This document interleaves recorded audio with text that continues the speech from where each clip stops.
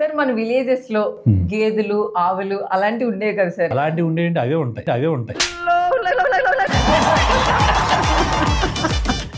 Sir అలా ఉన్నాయి sir మీ ఇంట్లో? ఎందుకుండవండి, మన లైఫ్ కదా అది. మా అమ్మమ్మ గారి ఊర్లో అయితే మాకు పొలం ఉండి పాక మాకు ర్యాలింగ్ లో మాకు లేవు, కానీ అమ్మమ్మ గారి ఇంటి దగ్గర చాలా ఎక్కువ ఉండే. సమ్మర్ హాలిడేస్కి వెళ్ళిపోయేవాళ్ళం, 2 months ఉండేవాళ్ళం అక్కడ. మా తాతయ్య ఏంటంటే ఖచ్చితంగా పొలం పనులు చేయించేవాడు. గేదెలని మనం అప్పుడే కొంచెం అలవాటు అవుతాయి, ఫస్ట్ లో కొంచెం కసురుకుంటాయి, తర్వాత నెమ్మదిగా అలవాటు అయిపోతాయి. మనకి నిజంగా అటాచ్మెంట్ వచ్చేస్తానండి.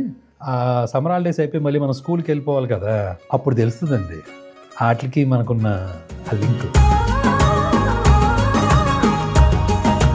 ఇంకా ఆ రోజుతో మనం వెళ్ళిపోతాం కదా, 2 రోజుల ముందు నుంచి మనకే ఉంటుంది ఫీలింగ్, వాటికి ఉంటుంది ఫీలింగ్.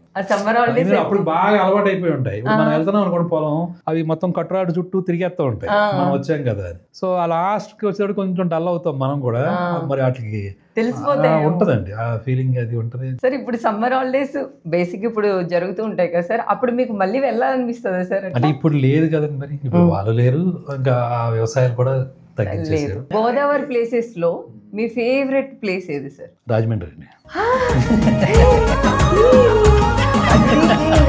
ఎన్ని రోజులకి మా ఊరు ఆ డైలాగ్ వేసేస్తూ ఉండండి అమ్మా. కొంచెం ఏమన్నా అలా అటు పక్క వెళ్తున్నప్పుడల్లా ఓరి దీని వేసాలో అని ఆ కింద స్క్రోలింగ్ వేసేయండి